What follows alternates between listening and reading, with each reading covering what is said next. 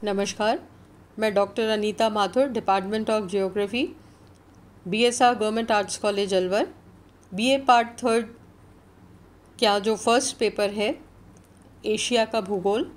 कल हम उसमें बात कर रहे थे एशिया की जलवायु के बारे में कि किस प्रकार से एशिया महाद्वीप की विशालता और इसके मध्य जो हिमालय पर्वत श्रृंखला है वो यहाँ की जलवायु को प्रत्यक्ष रूप से किस प्रकार से प्रभावित करती है।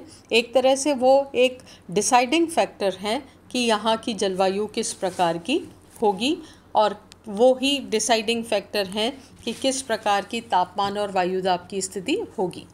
कल की कक्षा में हमने ग्रीष्म ऋतु के बारे में पढ़ना प्रारंभ किया था कि किस प्रकार से सूर्य के उत्तरायण आने की अवस्था में जो एशिया का मध्य भाग है वहाँ पर, जो कि एक कॉन्टिनेंटल भाग है, महाद्वीपीय हिस्सा है जिस पे जल का कोई प्रभाव नहीं है, महासागरों का कोई प्रभाव नहीं है, तो एशिया का जो सेंट्रल पार्ट है वो बहुत ज़्यादा गर्म हो जाता है, जबकि दक्षिणी भाग में समुद्र होने की वजह से वहाँ पर तापमान इतने अधिक नहीं बढ़ पाते हैं। तो इसका क्या रिज़ल्ट रहता है कि एशिया के मध्य में तापमान बहुत ज़्यादा ऊंचे होने की वजह से निम्न दाब का क्षेत्र स्थापित हो जाता है, जबकि दक्षिणी हिस्से में क्या होता है कि समुद्र जो है उसकी स्थिति की वजह से वहाँ पर तापमान इतने अधिक नहीं गिर पाते हैं, तो वहाँ पर उच्च दाब की स्थिति पैदा हो जाती है। तो महाद्वीप के भीतर हो गया है निम्न दाब और महासागर पर हो गया है उच्च दाब। अब ऐसी स्थिति जब हो जाती है तो वायु की दशाएं किस प्रकार की रहती है कि ग्रीष्म ऋतु में ऊंचे तापमान और भीषण गर्मी के कारण जो एशिया के मध्य भाग में और दक्षिणी पश्चिमी एशिया के निम्न दाब वाले क्षेत्रों में हवाएं गर्म और हल्की होकर ऊपर उठने लगती हैं। इसकी पूर्ति के लिए जो हाई प्रेशर वाले क्षेत्र हैं वहाँ से हवाएं चलना प्रारंभ हो जाती है। अगर हम साधारण भाषा में ये कहें तो हम ये कहेंगे कि निम्न दाब के क्षेत्र में हवाएं कहाँ से आ रही है, उच्च दाब की तरफ, या दूसरी भाषा में हम कहेंगे कि समुद्र से हवाएं स्थल की तरफ चलना प्रारंभ हो जाती है।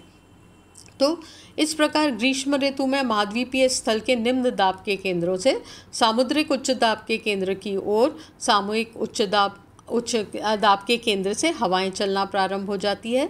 और इस समय दो हवाएं बहुत ही महत्वपूर्ण होती हैं। पहली जो दक्षिण एशिया से चलने वाली, जिसे हम दक्षिणी पश्चिमी मानसून कहते हैं, ये सामान्यतः हिंद महासागर की ओर से चलती हैं।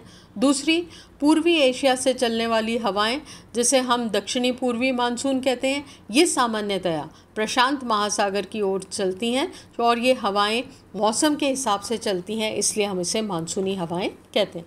देखिए, मानसून शब्द जो है इसकी अगर हम व्याख्या करें तो हम साधारण शब्दों में ये कहते हैं कि मानसून जो है वो मौसम के अनुसार चलने वाली हवाओं को मानसून कहते हैं। तो अगर हम एशिया की स्थिति में देखें तो एशिया में हवाएं, क्योंकि सूर्य की स्थिति में उत्तरायण और दक्षिणायन परिवर्तन होता है, इसलिए 6 महीने हवाएं स्थल से समुद्र की तरफ चलती हैं और 6 महीने समुद्र से स्थल की तरफ चलती हैं। हम ये कह सकते हैं कि मौसम के हिसाब से यहाँ पे हवाएं चलती है, इसीलिए यहाँ इनको मानसूनी हवाएं कहते हैं।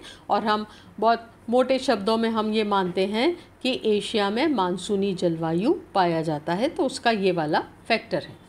अब हमें ये बात क्लियर हो गई कि हवाएं कहाँ से चल रही है, समुद्र से स्थल की तरफ।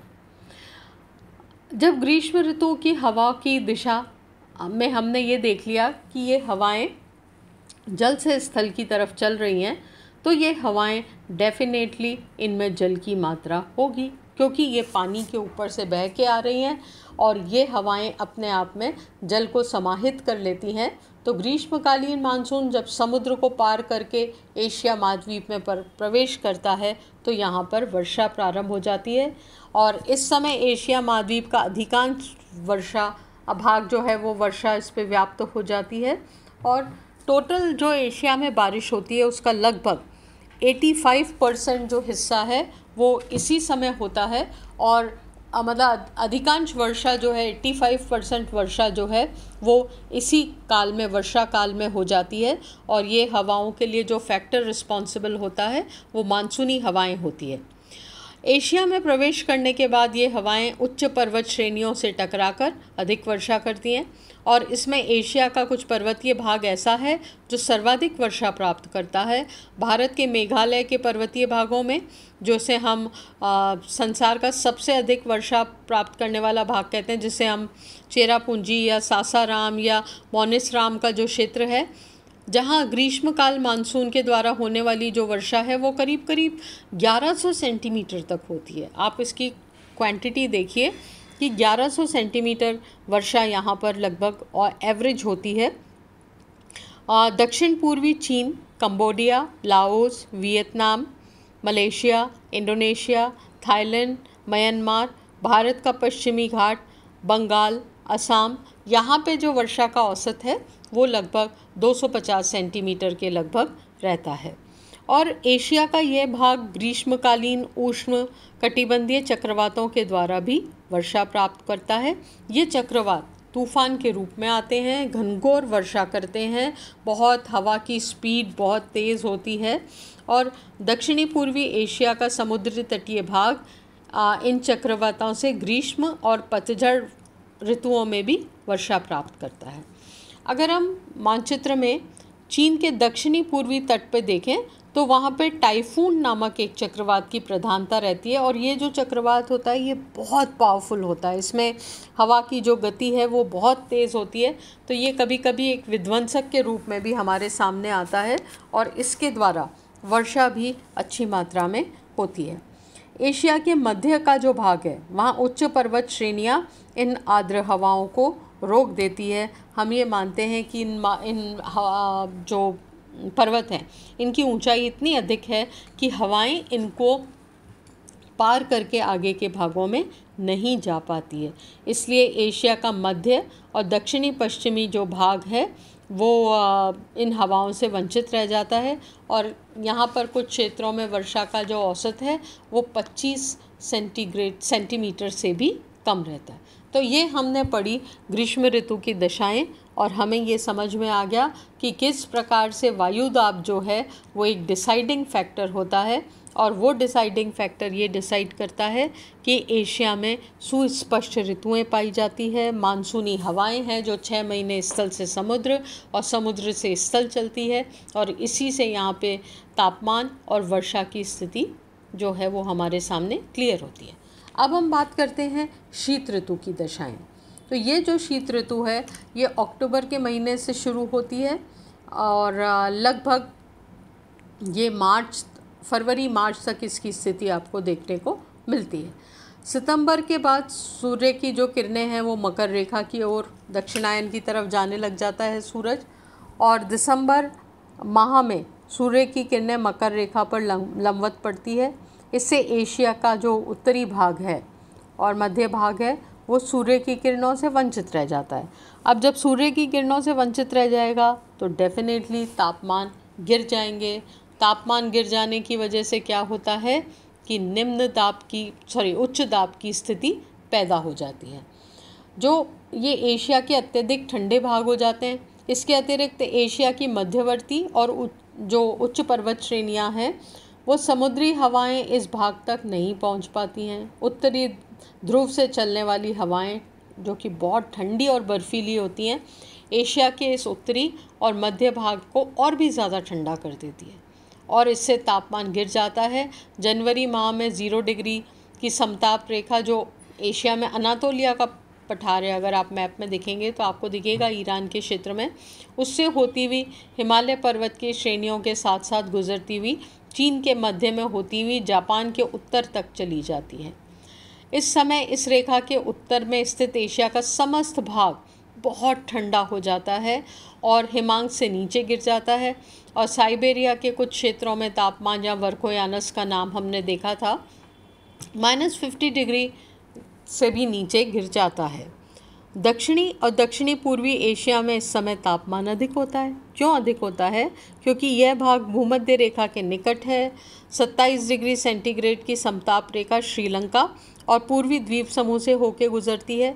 पर्वतीय भागों का ऊंचाई के साथ साथ तापमान कम होता है। मध्य साइबेरिया तिब्बत का पठार में तापमान बहुत ज़्यादा गिर जाता है और उत्तरी एशिया का अधिकांश जो भाग है वो जमी हुई अवस्था में पहुंच जाता है और इस जमी हुई अवस्था में पहुंचने के कारण यहाँ पर वायु दाब जो है वो बहुत अधिक हो जाता है। अब ये जो एशिया के मध्य में जब तापमान गिरना प्रारंभ हुआ, परिणाम स्वरूप निम्न दाब जो था पहले मध्य एशिया में वो उच्च दाब में परिवर्तित हो जाता है। जनवरी माह में एशिया में सबसे तेज़ सबसे कठोर सर्दी पड़ती है। जो एशिया का मध्य भाग है उच्च दाब का केंद्र बन जाता है और यहाँ को उच्च दाब का करीब करीब यहाँ पर 1036 मिलीबार तक पहुँच जाता है और यहाँ पर वायु दाब बहुत अधिक हो जाता है और एशिया महाद्वीप के मध्य भाग से प्रति चक्रवातों की स्थिति पैदा होती है। ठीक इसी समय हिंद महासागर पर निम्न दाब होता है, वहाँ पे वायु दाब लगभग एवरेज हम ये मानते हैं वहाँ पर 1012 के लगभग वायु दाब रहता है। तो अब कैसी स्थिति हो गई कि महाद्वीप के भीतर हो गया उच्च दाब और समुद्र के क्षेत्र में हो गया निम्न दाब। अब ऐसी स्थिति में क्या होगा, हम अगर एक साधारण भाषा में बोलें तो ऐसी स्थिति में हवाएं स्थल से समुद्र की तरफ चलेंगी। अब स्थल में तापमान बहुत ज़्यादा घिरा हुआ है इसलिए हवाएं डेफिनेटली बहुत ठंडी होंगी। तो शीत ऋतु में कठोर सर्दी और निम्न तापमान के कारण मध्य एशिया में मंगोलिया के पास जो गोबी का मरुस्थल है वहाँ पर उच्च वायुदाब की हवाओं का एक केंद्र बन जाता है और जिसके फलस्वरूप इस उच्च दाब के केंद्र से समुद्री निम्न दाब के केंद्र की ओर हवाएं चलना प्रारंभ हो जाती हैं। इन हवाओं की दिशाएं थल से जल की ओर या महाद्वीप से स्थल की समुद्र की तरफ होती है। ये हवाएं स्थल से चलती हैं इसलिए बहुत ज़्यादा ठंडी होती हैं। इन हवाओं में नमी की कमी होती है क्योंकि ये हवाएं कोई समुद्र को पार नहीं कर रही हैं, इसलिए इनमें नमी की कमी होती है और ये शुष्क हवाएं होती है।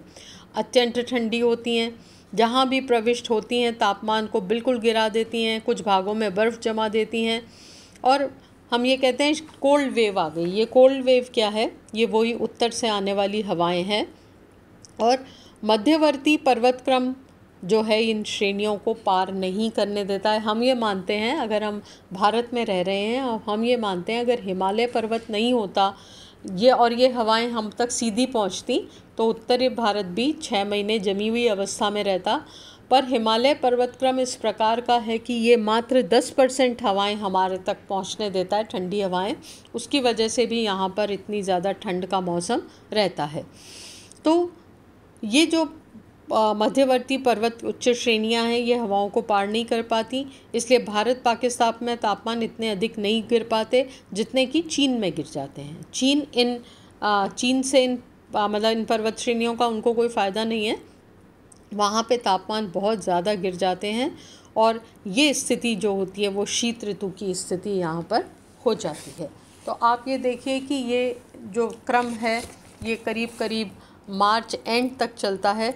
उसके बाद जो स्थिति है उसमें परिवर्तन होने लगते हैं और जो सूर्य की स्थिति है उसमें परिवर्तन होने लगते हैं और इस प्रकार से ये अवस्थाएं हमारे सामने रहती है। आप जब भी ये लेक्चर सुने या आप इनको देखें तो आप अपने सामने मैप्स को रखिए।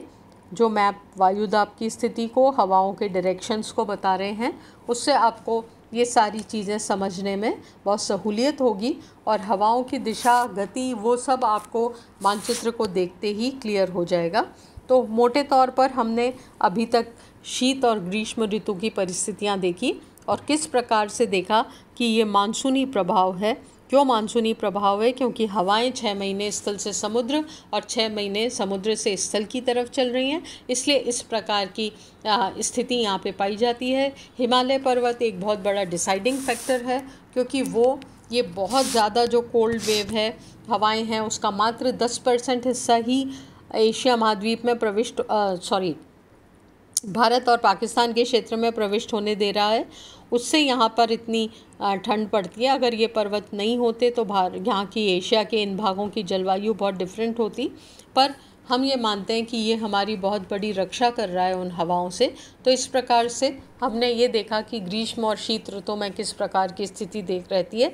अगले लेक्चर में हम वर्षा और जो शरतकालीन मानसून है, मतलब दोनों प्रकार के मानसून, ग्रीष्मकालीन मानसून और शीतकालीन मानसून, इनके विषय में चर्चा करेंगे। तब से आपसे ये रिक्वेस्ट है कि आप मानचित्र पर अपनी प्रैक्टिस जारी रखिए, क्योंकि अगर आपको मैप को अच्छी तरह से आपने समझ लिया तो किसी भी चैप्टर को करने में आपको किसी भी तरह की कोई तकलीफ़ नहीं होगी और चीज़ें आपको बेहतर तरीके से समझ में आएंगी। Thank you.